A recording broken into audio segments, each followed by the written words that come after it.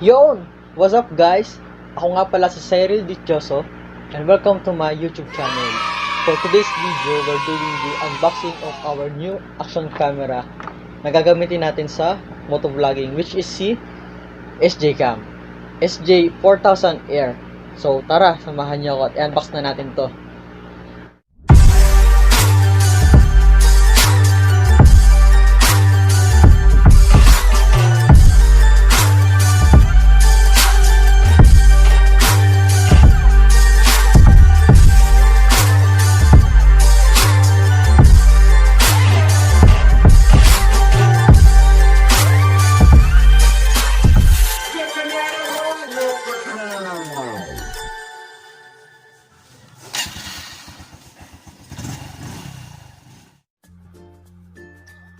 Okay guys, so ito na yung box.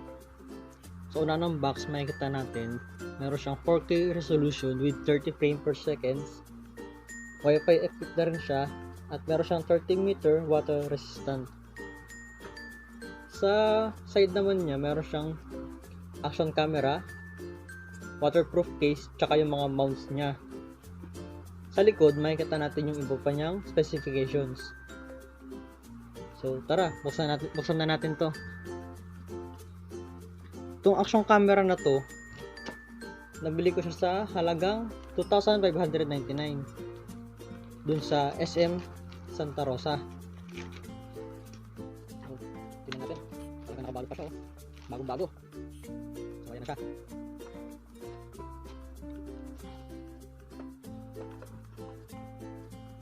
Guys, nakita natin yung mismong action cam. Diyan muna yan. Ilabas muna natin yung mga laman ng box na to. Mga accessories. Yan o, kita nyo. Accessories. Ano ba mga laman na to?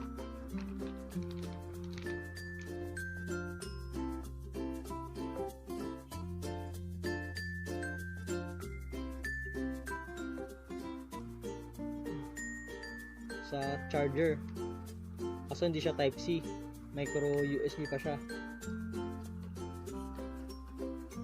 Stickers, 2 piraso, SJCAM, at ang kanyang manual. So ayan. So ayan guys, lahat na ng mga laman ng box nilabas na natin. So ngayon, pupunta naman tayo sa mismong action camera. So ngayon, bubuksan natin siya. Kunin natin yung mismong action camera.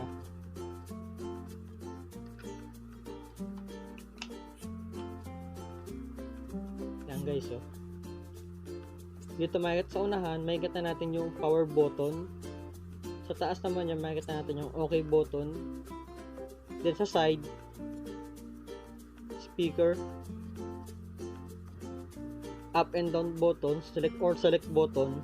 Then sa taas, Wi-Fi button. Sa ilalim, battery. So tingnan natin yung battery natin. Yan guys ha, ingatan nyo to kasi ito talagang literal na removable talaga. Kasi pag ito nawala, sure ball may hirapan kayo. So ayan, tingnan natin yung battery. Yan yung kanyang battery, oh. 900 milliamps kanyang battery. So balik natin. Testingin natin.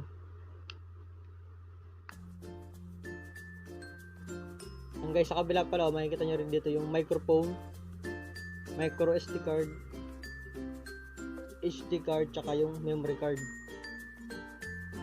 So, try natin buksan guys.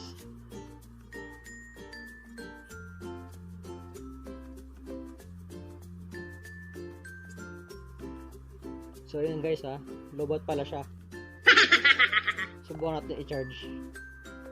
A few moments later. Ilaw na. SJCAM.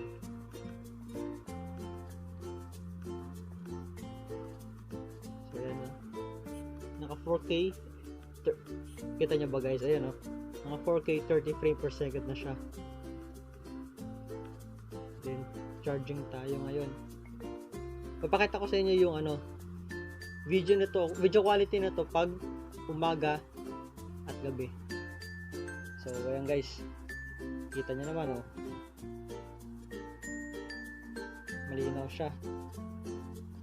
So ayun guys, papakita ko sa inyo yung sample video na to.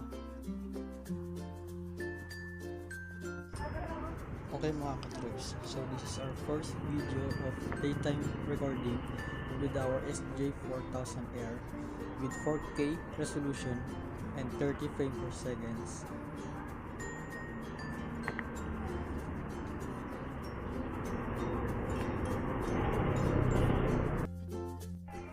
So ayan mga katroops, ito naman yung kanyang night shot with same specification, 4K resolution with 30 frames per second.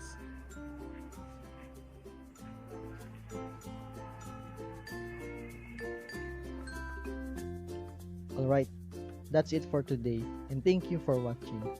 Please click like, share, and subscribe. I-click mo na rin ang notification bell para updated ka sa mga bago kong videos na ilalabas. See you soon!